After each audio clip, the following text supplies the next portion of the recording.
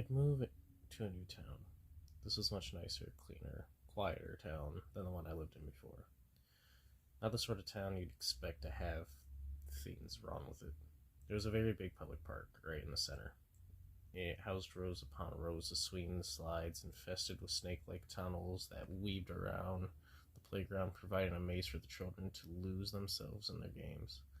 There was even a functioning merry-go-round, which seemed to always be slightly turning, inviting children to hitch a ride on it as the platform twirled. I have to empathize on the fact that this was a quiet, peaceful town, the kind of town where kids could leave their house on their own, take a short journey to the park. I had been given strict instructions by my parents that I should come home the second it started turning dark. My life was wonderful, or so it seemed. It was Friday. I knew the day because I remembered coming home with a big smile on my face as I knew the luxury of nonstop playing for the next 2 whole days. I did what I always did, chucked my school bag on the bed, and was ordered to change into other clothes in a matter of minutes. I was ready to descend into the world of fun. Nothing could stop me. The tunnels were my favorite. It was so easy to get lost in them, which made them a great fun for playing hide and seek with my 2 only friends, Billy and Tom. They were both in my class. We, like many 8-year-olds, loved any game that filled us with pure adrenaline. We were going to play a murder. I don't expect anyone to know this game. We made it up. The rules were very similar to hide and seek, except when the one seeking found you, they had to, quote-unquote, murder you. Pretend, obviously. It was nearing winter, as I remembered being slightly cold, as I wormed my way around the tunnels, furiously trying to find the perfect hiding spot. Billy was the seeker, and Tom had hidden between the merry-go-round. I was alone. Must have been maybe 10 minutes, which for an 8-year-old felt like a year, when I decided to go do what all kids do when they got bored: give up. I give up, I shouted, my voice echoing through the tunnels. I'm in the tunnels, I give up.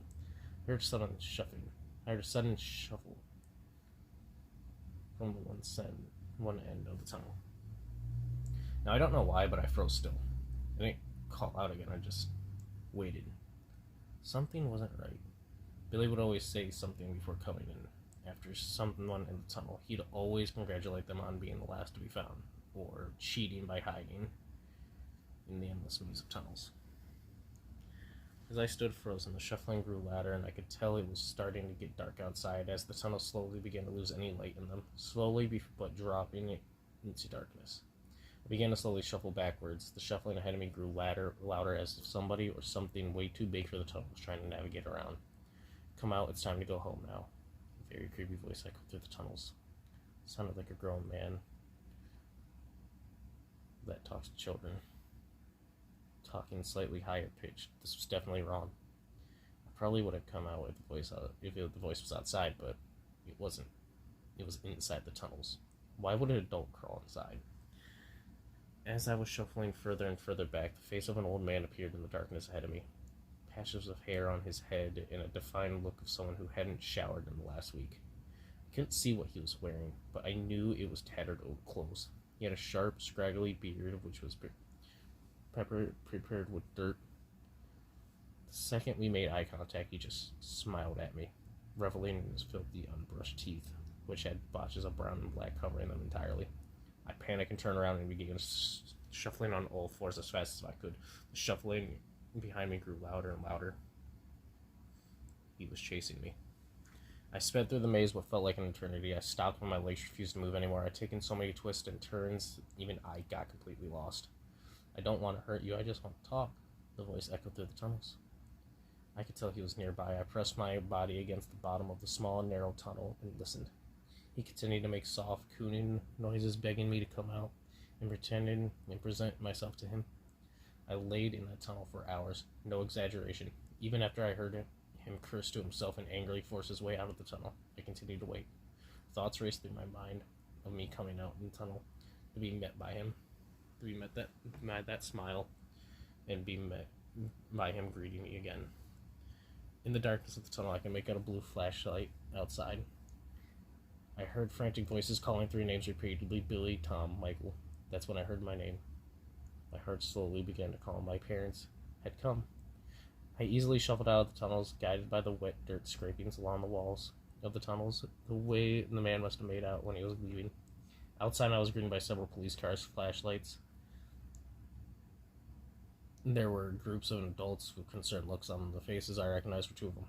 My parents. Mom, Dad. I wailed, crying as I ran towards them. They began crying and ran towards me, lifting me off of the ground and hugging me so tightly it felt as if I was being slowly crushed.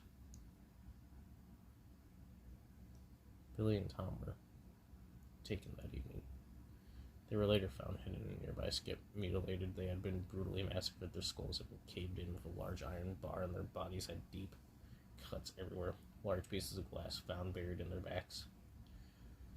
What chills me to the fucking bone is that the wet dirt I saw in the tunnels wasn't entirely dirt. It was Billy and Tom's blood. After slaughtering my two best friends and making eye contact with me in the tunnel, he just smiled. He had won the game.